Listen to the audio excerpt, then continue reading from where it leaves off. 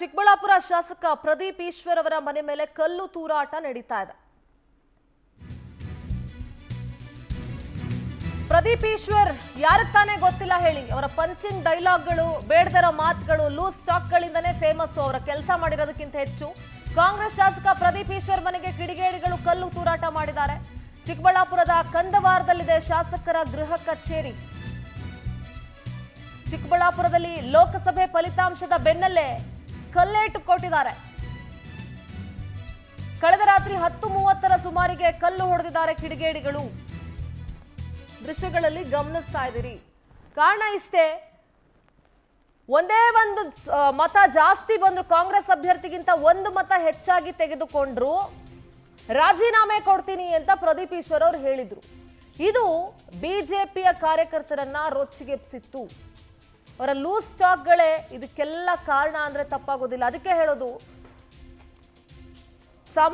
ಜನಸಾಮಾನ್ಯರ ನಡುವೆ ಇರುವಾಗ ಅಫ್ಕೋರ್ಸ್ ಕಲ್ ತೂರಾಟ ನಡೆಸಿದ್ದು ತಪ್ಪು, ಯಾರೇ ಆದ್ರೂ ಅದನ್ನ ಮಾಡಬಾರದು. ಆದರೆ ಜನನಾಯಕರು ಅಷ್ಟೇನೆ.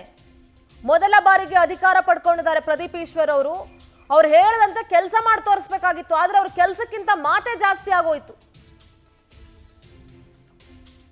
ಕಲ್ ತೂರಾಟ ಮಾಡಿರೋದನ್ನ ಯಾರು ಸಮರ್ಥಿಸ್ಕೊಳ್ಳೋದಕ್ಕಾಗಲ್ಲ, ಅದು ಯಾರೇ ಮಾಡಿದ್ರು ತಪ್ಪು. ಬಟ್ ಸಾರ್ವಜನಿಕ ಬದುಕಿನಲ್ಲಿರೋರು ನಾಲಿಗೆಯನ್ನ ಬಿಗಿಯಾಗಿ ಹಿಡ್ಕೊಂಡು ಮಾತಾಡಬೇಕು.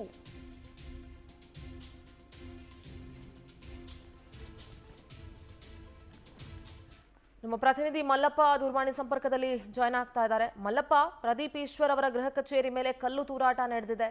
ಸೊ ಎಷ್ಟೊತ್ತಿಗಾಯ್ತು? ನೆನ್ನೆ ರಾತ್ರಿ ನಡೆದಿದೆ ಅಂತ ಗೊತ್ತಾಯ್ತು. ಯಾರು ಏನು ಅನ್ನೋದೇನಾದ್ರೂ ಗೊತ್ತಿದ್ಯಾ? ಹೇಗೆ? ಚಿಕ್ಕಬಳ್ಳಾಪುರ ಹೊರವಲಯದ ಕಂದವಾರದ ಸಮೀಪ ಇರುವಂತಹ ಶಾಸಕ ಪ್ರದೀಪ್ ಈಶ್ವರ್ ಅವರ ಮನೆ ಮೇಲೆ ರಾತ್ರಿ ಸುಮಾರು 10:30 ಸುಮಾರಿನಲ್ಲಿ ಒಂದು ಘಟನೆ ನಡೆದಿರಬಹುದು ಅಂತ ಹೇಳ್ಬಿಟ್ಟು ಪೊಲೀಸರು ಶಂಕಿಸ್ತಾ ಇದ್ದಾರೆ. ಮತ್ತೆ ಅಲ್ಲಿನ ಸಿಸಿಟಿವಿ ದೃಶ್ಯಗಳು ಮತ್ತು ಇನ್ನಿತರ ಒಂದು ಸಾಕ್ಷಿಗಳನ್ನ ಆಧರಿಸಿ ಇವತ್ತು ಪೊಲೀಸರು ತನಿಖೆ ಕೈಗೊಂಡಿದ್ದಾರೆ ಅಂತ ಹೇಳ್ಬೋದು.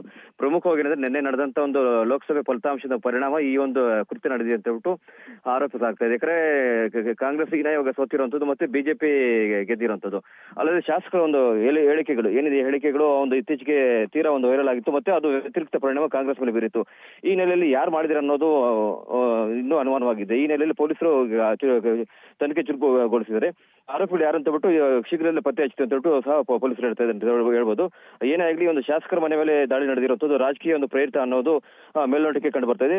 ಅಲ್ಲದೆ ನೆನ್ನೆನೂ ಸಹ ಒಂದು ಒಂದು ಬೆಳವಣಿಗೆಗಳು ಅಂದ್ರೆ ರಾಜಕೀಯ ವಲಯದಲ್ಲಿ ಹರಿದಾಡ್ತಾ ಇತ್ತು. ಏನಂದ್ರೆ, ಇನ್ನು ಮೇಲೆ ಚಿಕ್ಕಬಳ್ಳಾಪುರದಲ್ಲಿ ಒಂದು ಗಲಾಟೆಗಳು ಶುರು ಆಗ್ಬೋದು ಅನ್ನೋ ಲೆಕ್ಕಾಚಾರದಲ್ಲಿ ಆ ಒಂದು ಮಾತಿನ ಬೆನ್ನಲ್ಲೇ ರಾತ್ರಿ ಒಂದು ದಾಳಿ ನಡೆದಿರೋದು ಒಂದು ಹೀನ ಕೃತ್ಯ ಅಂತ ಹೇಳ್ಬೋದು. ಸಿಂಧೂರ.